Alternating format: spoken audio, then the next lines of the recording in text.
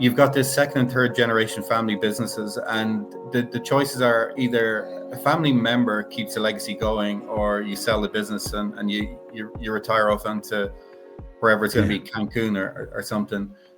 Maybe that's the entry point for where money is starting to creep in, because the next generation are saying, well, why do I need to use my money to do this? I can leverage other people's, and we've got a solid asset base here. And, you know, whether that's dressed up in property or whatever those assets might be, there feels like there's more to work with. But I think there's some of the choices that people are now making. Am I using my own money, or am I going to use third-party cash to try and drive this change through the business?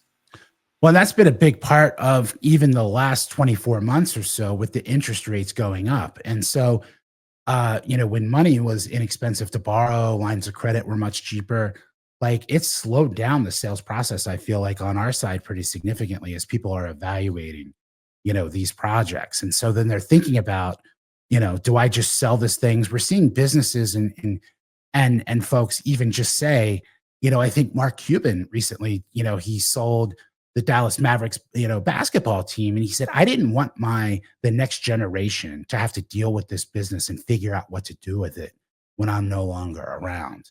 And I think we're seeing more and more of that, especially as, you know, we're kind of skipping over generations, or there isn't a next generation that wants to get involved and kind of saw the grind, you know, of their parents and grandparents, and don't necessarily want to continue that. And so that's where we're seeing, you know, private equity and other things start to get involved with these businesses. I know we saw it first with services, you know, cash flowing services businesses that, you know, are regional powerhouses. And now I think we're seeing it with manufacturing and distribution as well.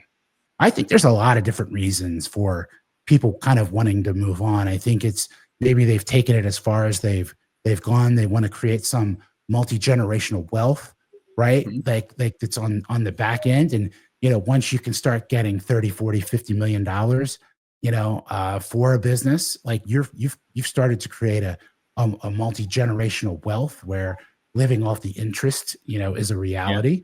You know, and sometimes, you know, I've seen folks where there isn't somebody to kind of give it to, or there's no interest from that next generation to do that. And so, and then, you know, that succession planning, I think, is a big part of it. It is about the people involved. You know, these are companies with deep institutional knowledge. They generally are kind of doing things the same ways over and over again.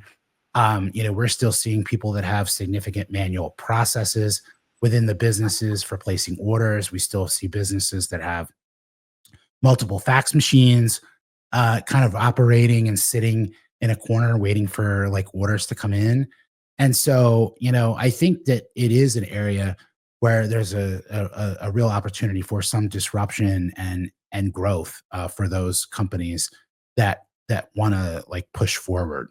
You know, overall, they're looking for a great interface. They're looking for no friction in the checkout process. They're looking for all the things that that retailers like Amazon are doing. You know, they're looking for, you know, real-time stock, you know, understanding of when things ship and go out, you know, and all of that. And so, you know, I think the days of, like, from my point of view, the days of just taking the starter theme that comes with a platform and slapping their logo in it and maybe changing a color or two are over.